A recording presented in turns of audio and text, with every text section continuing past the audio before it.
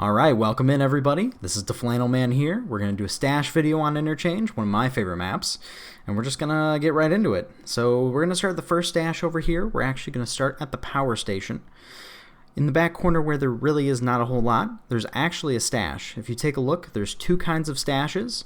The first is a hatch stash, which is the one we see right here, and the second is a barrel stash, which is going to be the one we see right here.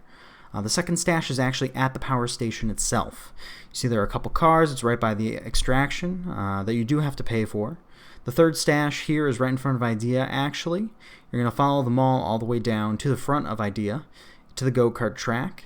It's actually in the very center of the go-kart track by the bushes and right in front of the main store. Again, that's a hatch stash, so a little bit harder to see. The fourth stash over here is actually right next to the third stash. It's right next to this little building over here. It almost looks like a little power shack or something of that nature. It's in a bush as well. Again, right near the front of Idea. The third stash, or I should say the fifth stash, my bad, is actually in the construction area. This one's a little odd to get to. It's underneath the first highway bridge. You're actually going to have to get rid of the backpack you're wearing to get it. Again, I said it's kind of weird. You're going to walk up to the invisible barrier, which I'm showing right here. You're going to lay down until you can't really crawl anymore, and then you're going to stand back up to get past the invisible barrier. Once you loot the stash, you can crawl back out. Again, the same way you crawled in. Walk up to the invisible barrier, lay down, crawl a little ways, stand back up. Of course, don't forget the backpack on the way out. Always very important. Stash 7 is actually by the railway exfil. You're going to go to the end of this loading dock here. Take a quick look around. The railway's on your left. On the right is the wall we're going to be traveling down for the next couple stashes. And there's this first concrete pile. We're actually going to go to the second concrete pile right against the wall. The stash is going to be just nestled right in there. It'll be on the left-hand side of the pile, but it's going to be on your right as you approach the pile. There we go. Eighth stash, you're going to follow that wall all the way down over to the first or second group of bushes. You'll see it. Again, this is a hatch stash, so a little bit harder to see, but it's right there. The ninth stash, if you're actually following the wall down a little bit more, you're going to see a dinosaur. It's between two concrete piles right before the train, right across from the dinosaur. Right there. There's the train we actually just saw. There's the concrete pile from the last one. This is actually one of the hardest stashes to find, in my opinion, even though it is a barrel stash.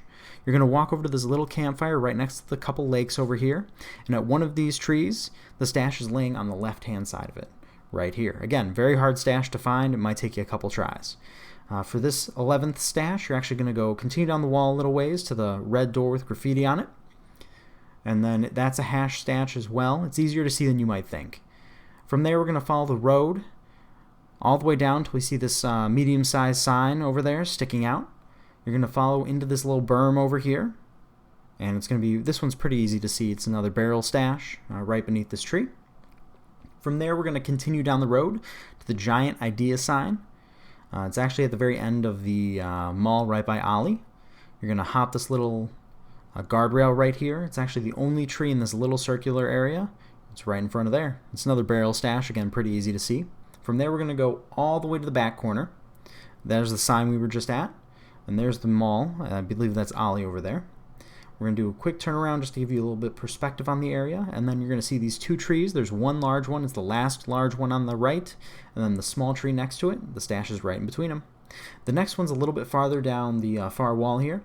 You're going to see the little blue loading dock area, and there's going to be two trees over here. It's going to be right in between those trees. I'm just giving you a quick little pan around just to kind of show you the area. The trees almost look like they're one giant tree, but not quite. There we are. This one's a hash stash as well, so it's a little bit harder to see.